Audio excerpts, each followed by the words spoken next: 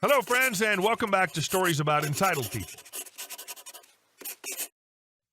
This story, set before the term Karen became a cultural staple, revolves around an unforgettable clash between a young airport employee and a customer who could well be the precursor to the Karen phenomenon. But before we dive in, make sure to hit that subscribe button, smash the like if you enjoy the content, and ring that notification bell so you never miss a juicy story. Forgotten Karen Story. So this is an old revenge story from the late 90s, basically pre-Karen. Back in the day, I worked at a small airport in Redding, California. We had 8 flights a day into San Francisco that were constantly delayed due to our small 30-seater aircraft. Fog would roll in for our 8 to 11 a.m. flight, and we'd have a 1 to 2 hour delay because we were easy to push versus a 777 coming from London. Angry people were common, but we were so small we also did baggage, so it came with the job. One day, we were about 90 minutes delayed, and a pre-Karen Karen had a nonstop from San Francisco to somewhere, but our delay caused a reroute and additional stop. This was something beyond the scope of her brain's capacity, so she decided to take it out on me and a coworker. I was the first contact, and she let me have it. She was super rude about how this impacted her and blah, blah, blah, but she continued to tell me, "I know this isn't your fault, but you're just the guy behind the counter," while she complains for over 5 minutes.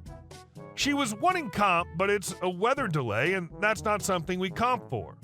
After she let me have it, she came back to the counter and did the same crap to my coworker for 5 minutes, and again using the crap line about being the guy.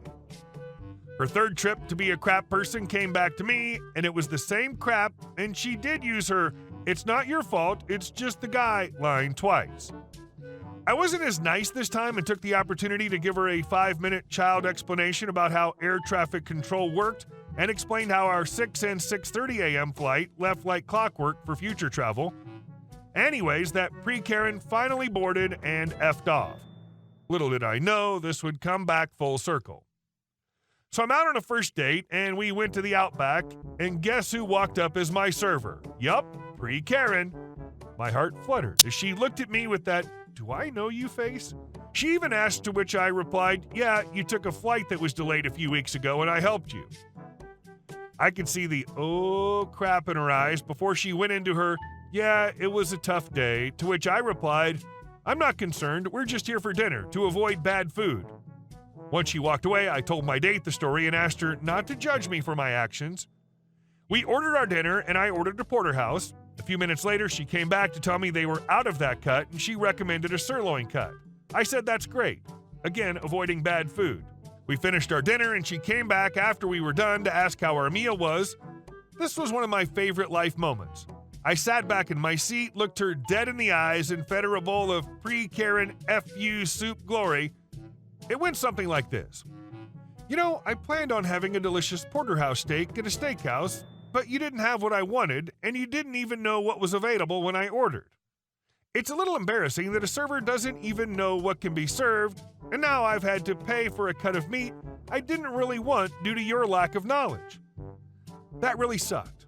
But the important part is that, I don't blame you. You're just the person serving me." She looked me in the eyes and said, "I don't have to take this crap." I leaned in and looked back into her devil eyes and said with a smile and delight, "Yeah, you do," before storming off. I paid, took a $10 bill, ripped 20% off of it to make it look like a tip, just so she'd find a useless 20% of ripped $10 bill. The best part is my roommate worked at that Outback, and he told me I wrecked her. She was crying about it and even left early. He came home and said, "What did you do to her?" After he heard the story, he couldn't stop laughing. I'd have gone back a few more times and asked specifically to be sat in her section. Not necessarily to do anything other than let her see you. And our second story. Put in my 2 weeks notice, covert narcissist supervisor reveals herself. I, 30-year-old female, have been working at a super small construction company for the past 2 years. I've put my best foot forward every day and never had any issues with anyone in the company. As of 3 months ago, they moved me from an infield coordinator to an accounting position. It was an emergency move as one of the employees stole $80K from the company and they needed an immediate replacement. My new supervisor, we'll call her Mary, 34-year-old female, was always super kind to me, and we became pretty good and work friends. Well, these past couple months have been hell. I hate the new position, and to be fair, I'm not very good at it. So I found a new position, and I've been keeping it a secret for a while. I let the owner know first, and he was very kind and receptive to it. The issue started when Mary got word of it. She immediately cornered me and started going on this rant, saying things like, "Why didn't you tell me? You're being incredibly unfair and selfish. I can't believe you would do this to us. This is unacceptable. Don't ask me for a referral because you're not getting one from me," etc. I politely told her that the opportunity was something I simply couldn't pass up. She then went to the owner and asked for any details I might have given to him about the new company and new position. I believe to try to sabotage me leaving, and thankfully I hadn't discussed any details about it with anyone. It was awkward after that, but I didn't think anything of it. The next days, when things took a turn for the worst, Mary decided to be petty and removed all of my authorizations to any accounts I had so I couldn't perform any of my daily tasks. I didn't want to leave on a sour note, so I brought it up to the owner as Mary was out of office that day. He reauthorized my accounts and I continued to work. Mary was back the following day and was completely livid that I had gone around her and talked directly to the owner. Her actions towards me would only get worse from here on out. The next day, I came in to notice that my desk was moved and my computer access was taken away yet again. Cue the malicious compliance. Since I couldn't do any of my daily tasks and really didn't feel like dealing with the screaming Mary, I was on Reddit for basically the whole day. At the end of the day, Mary came into my new back storage office and said, "Busy day today?" I know mine was. I just smiled and said, "Yep, exhausting." She didn't like that response and went to the owner to say I was purposefully not doing my job and my last 2 weeks would be pointless, so we should just let her, me, go now. The owner disagrees, calls me into his office, and after I explained what she had done, he gave me access again and told Mary to work from home. Another day goes by. It's extremely peaceful now that Mary's working remote, but unfortunately, this doesn't mean my day was getting any easier. Instead of taking my access away, she had IT start forwarding all my emails to other employees in other departments that had nothing to do with my specific position. At this point, I only had 3 days left, so I just took it as, okay, this sucks for them, but it's on Mary's head if anyone has any questions. I looked at my PTO and I had way more days than I had thought, so why not use those for my last days? And that's exactly what I did. I was originally supposed to let all vendors know and start forwarding them off to the appropriate people and interview second-round candidates for my position, but not anymore. The owner was completely okay with it and understood that Mary was being toxic and that he would have a talk with her about her attitude and position if this continues. Now, with my last 2 days and me being on PTO, I finally thought I was safe from Mary, but lo and behold, she was still holding a massive grudge, as if me leaving my position was a personal attack on her. She called me at 4:30 in the morning and left me a voicemail saying our company was having an accounting emergency and I need to come in immediately.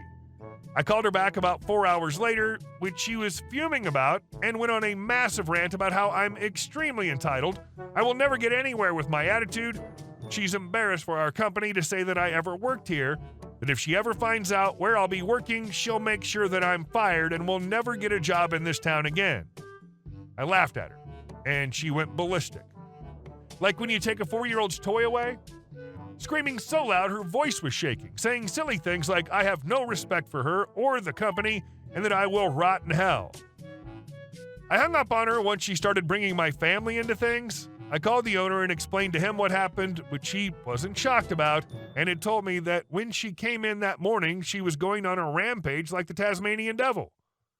After finding out why she was freaking out, he promptly fired her. I was shocked, since this was such a small company and he definitely needed her. I'd heard from another coworker that she ended up destroying a bunch of company property on her way out, and now she's facing a lawsuit due to the damages. So thankful she revealed her true self to everyone, and that I'm far, far away from that company and her. I feel bad for the owner dealing with this. First, the bad hat who stole the company money, then losing OP and having to fire Crazy Mary. He lost 3 employees through this chain of events. And it's a small company, where any resignations felt more acutely than a big one. Only good thing is this owner seems to be a sensible person and not swayed by crazy Mary's office politics. Congrats on the new job, OP. And our last story. Insane HOA Karen. If you're unfamiliar with the concept of a person who has no idea how to handle rejection, let me introduce you to the old bat, the president of my homeowners association, Karen. No, really, you shouldn't. She's someone who's been trying to make me join the HOA for over 4 years. Her feeble, whiny voice has become a part of my routine, and over the years, I've somewhat grown accustomed to it.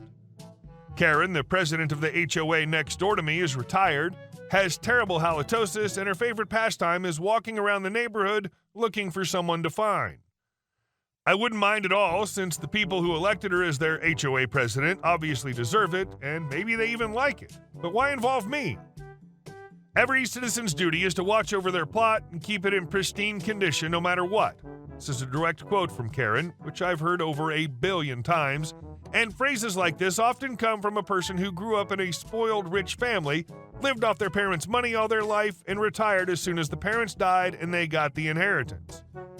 At least so the kind old lady who also lived nearby and was not part of the HOA told me. Her husband was an absolute lifeless-looking man who was more of a servant than a life partner to Karen. If I'd had such a fate, I'd have preferred to go through a window than to exist like this for years.